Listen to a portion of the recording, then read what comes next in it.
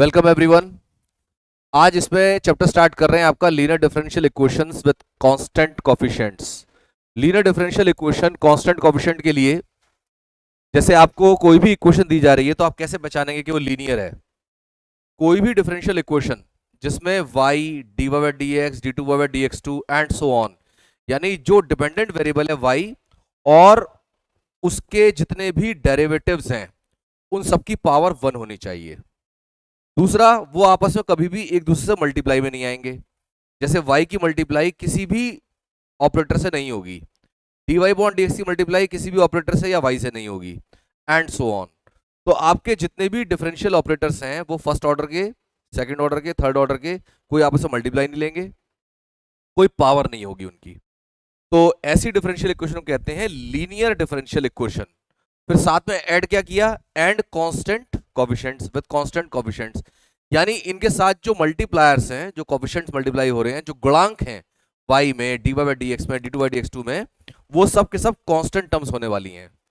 तो constant terms multiply होंगी, y dy by D X D two by D x इनकी आपस में मल्टीप्लाई नहीं आएगी और कोई पावर भी नहीं आएगी। तो ऐसी डिफरेंशियल इक्वेशन हमारी होती है linear differential equation with constant coefficient. मैं आपको इसको जनरल फॉर्म में लिख के दिखाता हूं।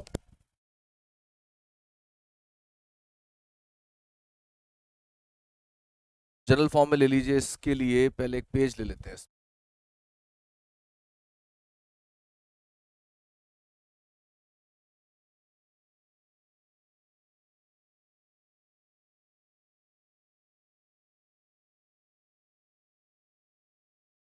जनरल फॉर्म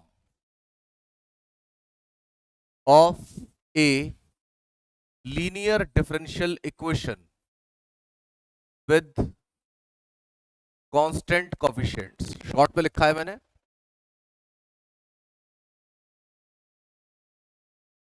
तो अगर nth ऑर्डर की लिख रहे हैं तो D N Y by D X N, इसकी कोई पावर नहीं आएगी और ना ही किसी और ऑपरेटर्स की मल्टीप्लाई होगी। फिर अगला ऑपरेटर लीजिए छोटा वाला, A one D N minus one Y by D X N minus one plus A two D N minus two Y by D X N minus two and so on. ये चलता रहेगा क्रम।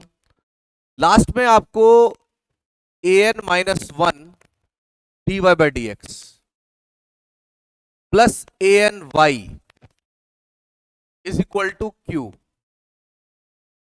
इस तरह से यहां पर टर्म्स आपको मिलती चली जाएंगी। तो यहां पर जितने a1 a2 an है, ये सारे के सारे कांस्टेंट्स हैं और y dy by D x सब में देख रहे हैं y डिपेंडेंट वेरिएबल है, x इंडिपेंडेंट वेरिएबल है, और जो q आ रहा है यहां पर, ये कोई भी फंक्शन हो सकता है x का।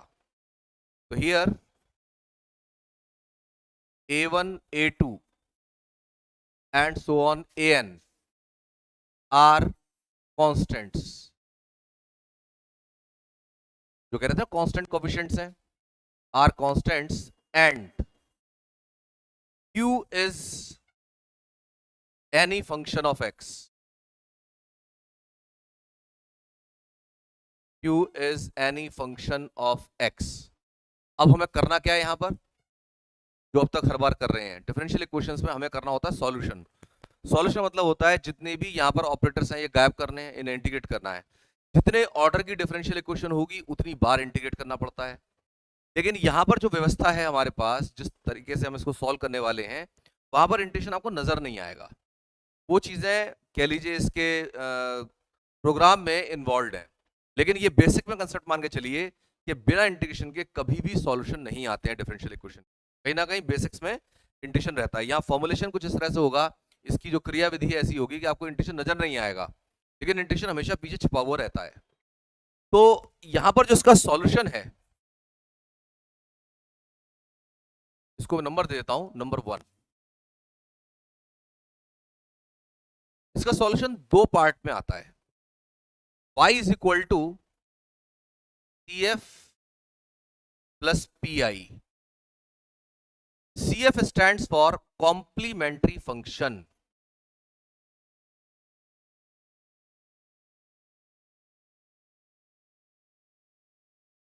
कॉम्प्लीमेंट्री फंक्शन, ये दोनों अलग अलग निकाले जाते हैं।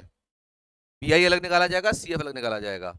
Pi stands for particular integral.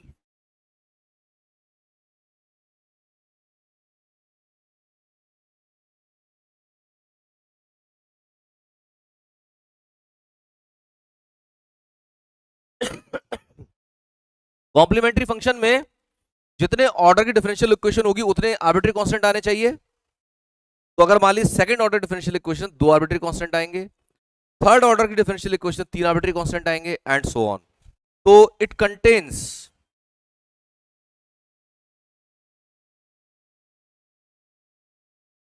as many arbitrary constants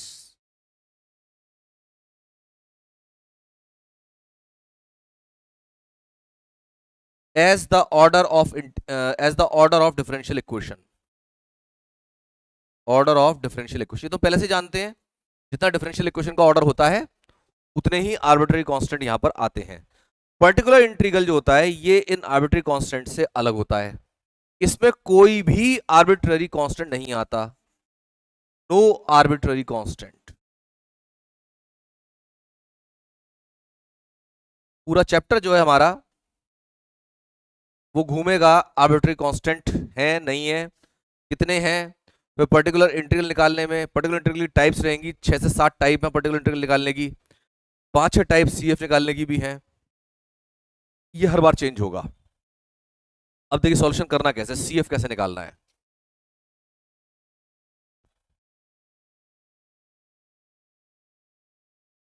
to obtain CF,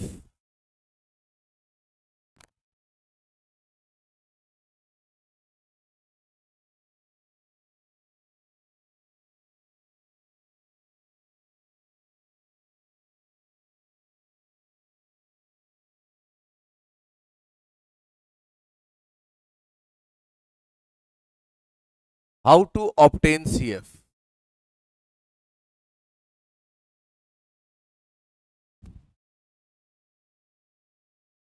शुरू से हमारा कल्चर रहा है कि dy बॉन्ड dx को हम प्रवणता मानते आए हैं, slope.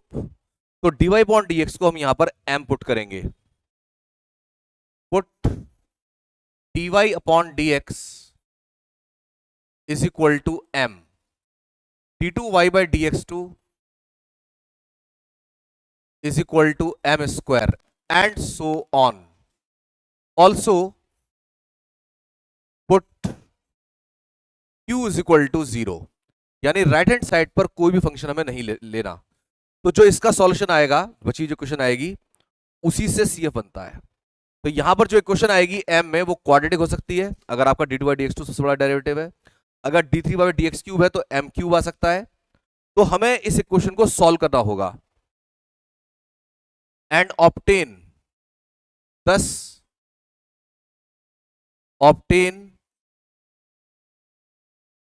a complementary function, auxiliary equation, an auxiliary equation, auxiliary equation। ये m के अंदर क्वाड्रेटिक, क्यूबिक, बाई क्वाड्रेटिक किसी भी तरह की इक्वेशन हो सकती है। Solve it. Now we solve it, solve the above auxiliary equation, AE लिख देता हूं मैं इसको, to obtain various values of m।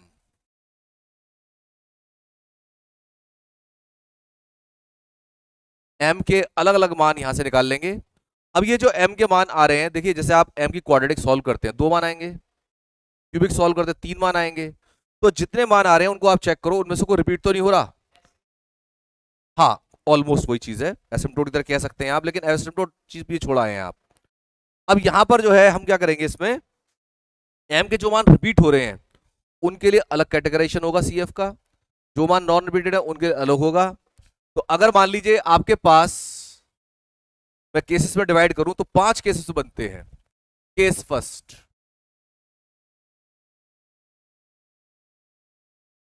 when m is equal to m1, m2, m3 and so on, इस तरह से मान लीजिए आपके पास m की अलग अलग वैल्यूज आ रही हैं, तो इसमें जो CF बनेगा,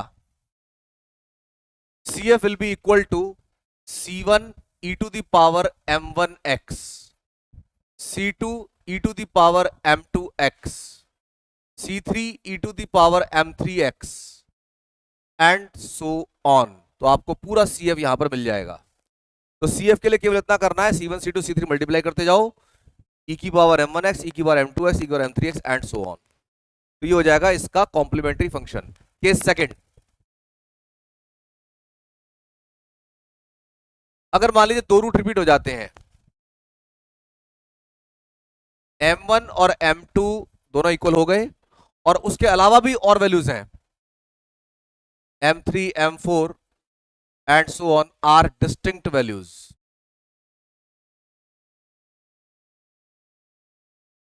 तो उस समय जो CF बनेगा इसके रिगार्डिंग, जब m1 m2 बराबर हो गए हैं, तो आपको करना पड़ेगा C1 प्लस C2x और e to the power m1x, यानी जो आपके पास वैल्यू आ रही है C1 प्लस C2x, दोनों के अलग अलग आती है, लेकिन यहां पर दोनों के लिए सेम चलेगा, e की पावर m1x, यहां पर C1 प्लस C2x कर देंगे, और फिर उसके बाद में C3 e to the power m3x, C4 e to the power m4x,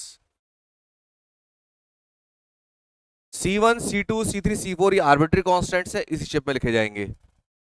तो ये हुआ केस सेकंड। केस थर्ड,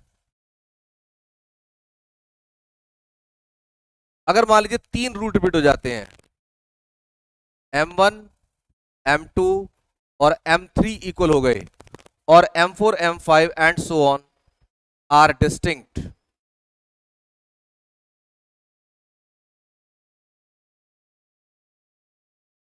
तो इन तीनों के रिगार्डिंग जो CF आएगा, C1 plus C2x plus C3x square और e to the power m1x। अब देखो m1 लिखो, m2 लिखो, m3 लिखो, एक ही बात तो है, तो तीनों बराबर हैं इस समय, m1 m2 m3। और अगला वाला जो आएगा C4 e to the power m4x, C5 e to the power m5x and so on, जो भी आते रहेंगे इसमें आगे चल जाएंगे। तो ये तो हुए आपके जब रियल रूट्स आ रहे हैं, कॉम्प्लेक्स रूट भी आ सकते हैं। तो अगर रूट कॉम्प्लेक्स हैं,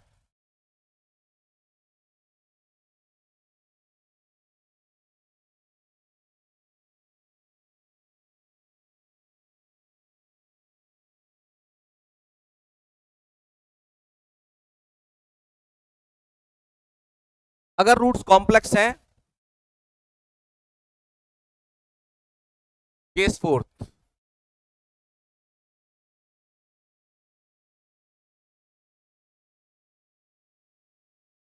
if m is equal to alpha plus minus iota beta. ये ध्यान रखें, कॉम्प्लेक्स रूट्स हमेशा पेयर में आते हैं। अगर आपका एक रूट आया 2 + 3 आइटा, तो दूसरा 2 - 3 आइटा पक्का होगा। Complex roots occur in pair हमेशा। तो अगर एक root alpha plus iota beta है, दूसरा root alpha minus iota beta होगा। तो ऐसे में अगर इस तरह के रूट आ जाते हैं, तो इनके करस्पॉन्डिंग CF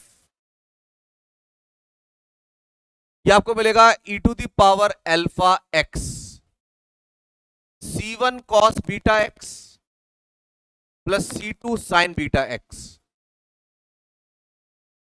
यहां पर C1 C2 फिर से आर्बिट्री कांस्टेंट्स हैं, ये शेप रहेगी लिखने की, ये मोस्ट पॉपुलर शेप है। इसके अलावा लेकिन दो शेप्स में और लिखा जाता है, आप इसको ऐसे भी लिख सकते हैं, C1 e to the power alpha x cos beta x plus C2। इस तरह से भी आपको सवालों के आंसर मिल सकते हैं। इसका आपको ये फॉर्मेट भी मिल सकता है, C1 e to the power alpha x और sine beta x plus C2। अभी बताता हूं। तो ये तीन तरह की शेप इसमें आई। तो यहां पर आप देखें, अगर आप सोचें कि भाई ये शेप क्या ये रिप्रेजेंट कर रही हैं, तो बस आपको क्या ध्यान रखना है, C1 C2 जो आर्बिट्री कांस्टेंट यहां पर है, ये इनसे चेंज हो गए हैं। है ये भी आर्बिट्री कांस्टेंट, लेकिन वो वाले नहीं है जो ऊपर थे। आपको थोड़ा सा इसके लिए दिखा देता हूं मैं, जरा इसको खोलो। साइन a प्लस बी का फॉर्मूला क्या होगा, sign beta x cos C2 plus cos beta x और साइन C2, यही आएगा। अब ये C1 अंदर मल्टीप्लाई कर दो, C1 cos C2 को फिर से C1 कर रहा हूं मैं, तो C1 साइन बीटा एक्स, और C1 साइन C2 को फिर से C2 कर दो, आर्बिट्री कांस्टेंट है ना, तो cos बीटा एक्स आ गई वही शेप, उसको कोई फर्क नहीं C1 C2 आगे पीछे हो जाए। तो ये और ये टेक्निकली सेम है, एक ही बात है। इसके अलावा एक और चौथी फॉर्म होती है C1 e to the power alpha plus iota beta into X, C2 e to the power alpha minus iota beta into X. ये भी वही चीज है, यहां पर क्या है M1 M2 डायरेक्ट हम ट्रीट कर रहे हैं इसे, जो पीछे रियल के लिख रहे थे ठीक वैसे यहां लिख दिया है, इनसे भी ये शेप लाई जा सकती हैं दोनों तीनों। तो ये चारों इक्विवेलेंट हैं, हम जो यूज करेंगे वो इसे यूज करेंगे। बुक में कहीं कहीं ये भी दे रखी हैं, कहीं कहीं ये जब इस्तेमाल होगा ये चैप्टर से बाहर की बात है, जब हम इस चैप्टर से आगे चले जाएंगे और एडवांस क्वेश्चन करेंगे तब हम उसमें इस फॉर्म को भी इस्तेमाल कर लेते हैं। इस चैप्टर के लिए ये अभी सामने नहीं आएगी, ठीक है। तो आपको इस पे ज्यादा कंसंट्रेट करना, ये अपने आप ही याद हो जाएंगी। तो ये तो हुआ तब जब आपके roots alpha plus minus iota beta यानी कॉम्प्लेक्स रूट्स आ रहे हैं। इसके अलावा एक टाइप और बचती है, केस नंबर 5।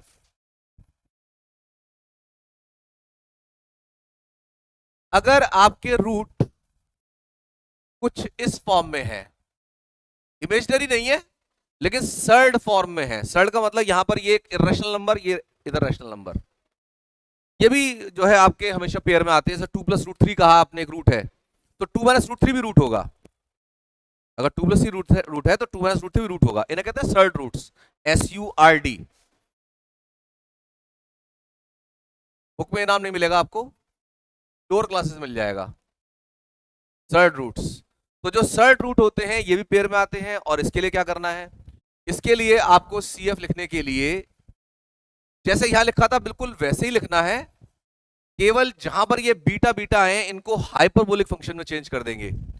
e की पावर अल्फा X C1 cos hyperbolic beta X under root of beta X, sorry, C2 sine hyperbolic under root of beta into X. दो फॉर्म, तीन फॉर्म ये भी चल जाती हैं।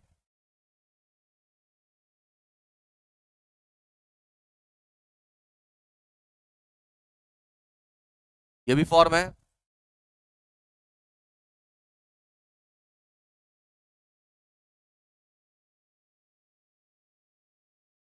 ये हाइपरबोलिक है, एच मत पढ़ना इसे, साइन हाइपरबोलिक कॉस हाइपरबोलिक इस तरह से। इसके अलावा चौथी फॉर्म मैंने बताया आपको, वो तो रहती ही है, e to the power alpha plus under root beta into X C2 e to the power alpha minus under root beta into X. ये चार में से कोई सी फॉर्म लगा सकते हैं, लेकिन हम इसी को ज्यादा लगाते हैं। तो ये 5 टाइप से बाहर कोई टाइप नहीं जाती, सारे कॉम्प्लीमेंट्री फंक्शन इनसे निकल जाते हैं। ट्रिक्स की बात हो सकती है सॉल्व करने में, बाकी इनसे बाहर कोई भी सवाल नहीं जाएगा। हर एक्सरसाइज में, हर सवाल में ये तो चाहिए ही चाहिए। अगर आपके पास डिफरेंशियल इक्वेशन इस तरह की है जिसमें राइट हैंड साइड 0 हो गई है, जो क्यू को 0 करके ला रहे हैं ना मैं सारी चीजें, तो अगर मान लो क्यू 0 दिया हुआ तो CF ही सॉल्यूशन हो जाएगा। भाई अगर क्यू है ही नहीं तो आपको PI नहीं निकालना है, क्यू जब होगा तभी PI निकलेगा। तो आपकी एक्सरसाइज नंबर 1 में केवल कॉम्प्लीमेंट्री फंक्शन के केसेस हैं, ठीक है, तो पहले उनको ले रहे हैं। एक्सरसाइज नंबर 1 कह रहे solve the following differential equations. तो यहां पर पहला क्वेश्चन है d2/dx2 plus a plus b dy/dx plus aby equal to 0। इसमें मैं आपको एक छोटा सा एक कह लीजिए टूल दे रहा हूं, बुक में खूब यूज किया है उसे, और उससे थोड़ा काम हमारा आसान लगता है देखने में। जो आपका d/dx है इसको हम कैपिटल D डिनोट कर लेंगे, d/dx को कैपिटल D। तो यहां पर इक्वेशन क्या बन जाएगी, d2 a plus b into d plus ab, और y इन सबके बाहर। बात समझ में आई? d/dx को मैंने d रख लिया तो d2/dx2 दो बार आ गया ना ये, तो इसे d2 लिख लेंगे। तो ये हमारे पास बना डिफरेंशियल इक्वेशन। इसको डाल सकते हैं 1 चाहे उसे डाल दो, इसे डाल दो, कोई फर्क नहीं है। क्यों यहां पर 0 है तो केवल CF से ही सॉल्यूशन आ जाएगा। तो अब पहले क्या करेंगे, इसमें निकालेंगे auxiliary equation.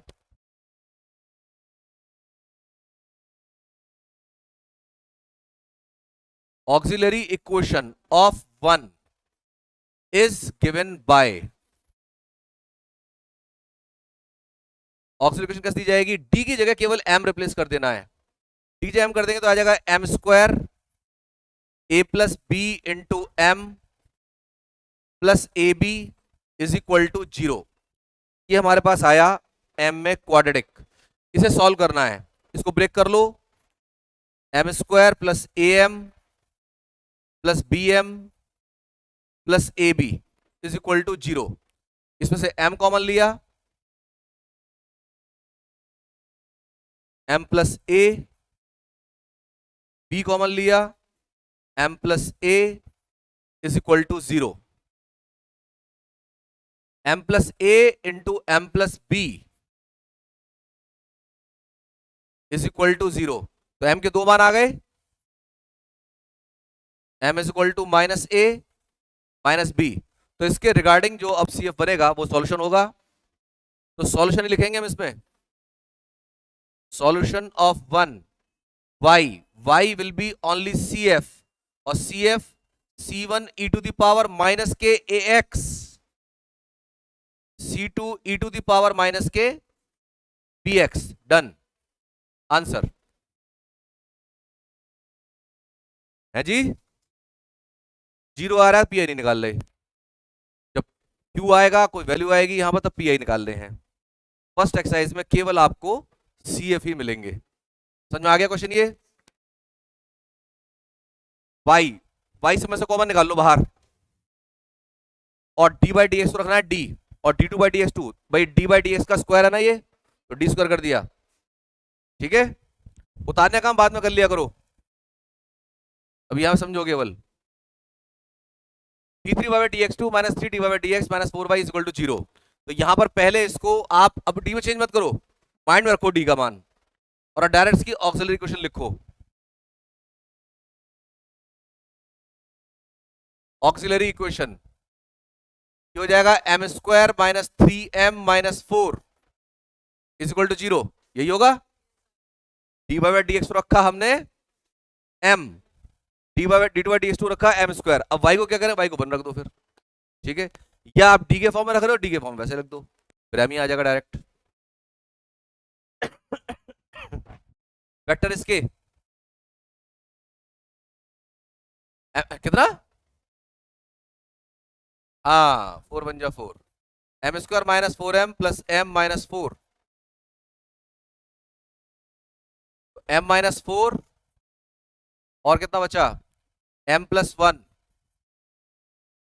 Is equal to 0। तो m की वैल्यूज क्या क्या आ गई, 4 कॉमा माइनस 1। कोई से पहले कोई से बाद में कोई फर्क नहीं है इस चीज से। अगर आपके आंसर में भी C1 के साथ जो चीज आ रही है वो C2 के साथ बुक में दे रखी हो, कोई फर्क नहीं है। आप इसका सॉल्यूशन लिखेंगे, solution of 1 y is equal to CF, और CF कितना, C1 e to the power 4x, C2 e to the power minus के x, M1 और M2। बात सही है।